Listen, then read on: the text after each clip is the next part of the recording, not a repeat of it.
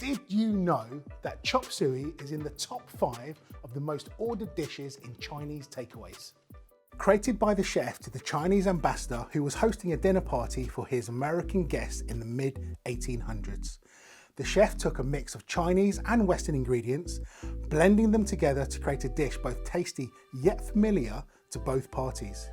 Now, this dish has been on the Western dinner table for well over 100 years. I can see why, because it's using seasonal produce, so the veggies that you can use from your garden or from you've been to the market and you've picked up some bits and bobs. Chop suey basically is an amalgamation of Chinese and Western ingredients thrown into a wok and then tasting fantastic. So like always in a Chinese kitchen, you have to get things ready. So I have some shrimps, I've got some bean sprouts, I've got some carrots, which I just need to finish chopping, which I'll do now quickly. My wok is already on the stove getting nice and hot. Like all cooking in a kitchen, we've got to make sure that the wok is smoking away and stuff. So I can turn this up now because I'm ready to go. The star ingredients are our lovely bean sprouts. Now, my mum, back in the 60s, well, early 60s, used to grow bean sprouts in a bathtub because you couldn't readily buy them for the restaurant. So out back, they used to have bathtubs, and my mum would grow the bean sprouts ready for the restaurant for serving. And just you wonder why I'm and my whole entire family are obsessed with food, because we went to great lengths just to get the ingredients. So wok is smoking. I'm going to add a tablespoon and a bit, I guess, of oil.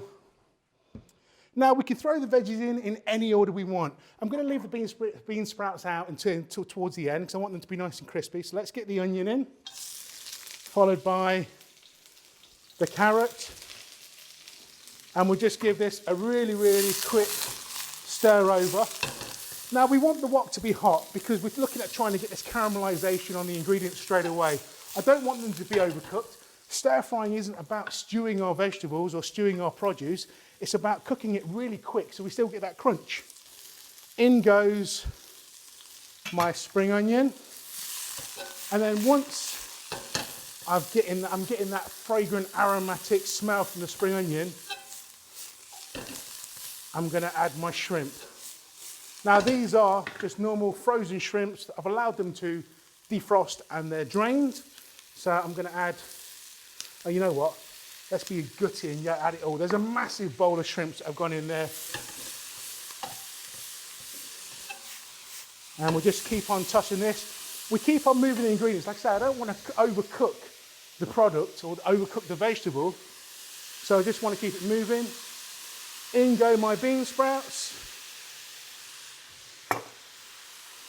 Now, when we cook with bean sprouts, there's a natural peppery taste. So we're going to elevate that by using the white pepper again.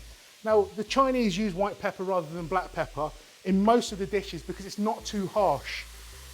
We just get that background heat without all the bits, if that makes sense. So there's my white pepper.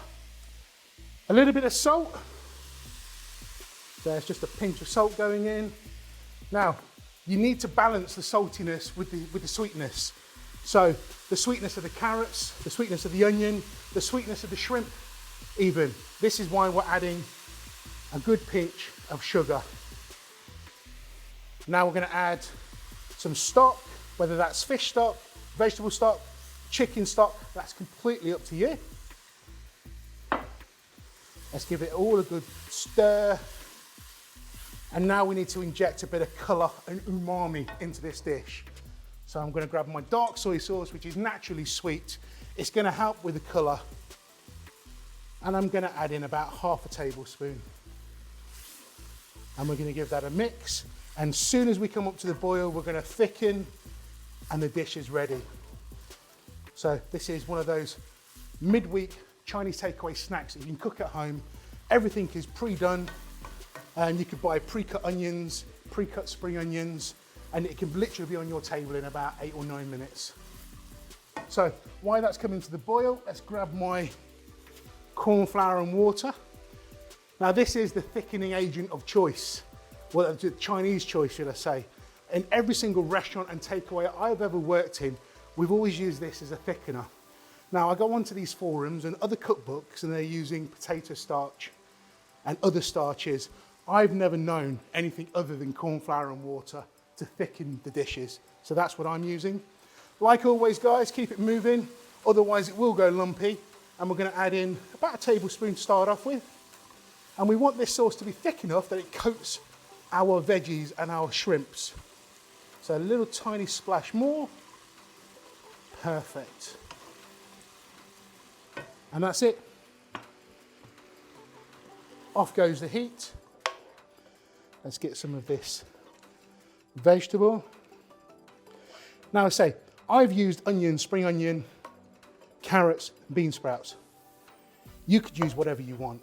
Obviously a chop suey is bean sprouts, so make sure there's bean sprouts in it, but you can use any veggies that you can buy at your local supermarket or market to create your own style. And like always, guys, we finish off with a little drizzle of sesame oil, which makes it really Cantonese. And I am going to give this a go because my mouth is salivating and it smells fantastic. Perfect midweek snacking. Who needs a Chinese takeaway when we can knock up dishes like this at home?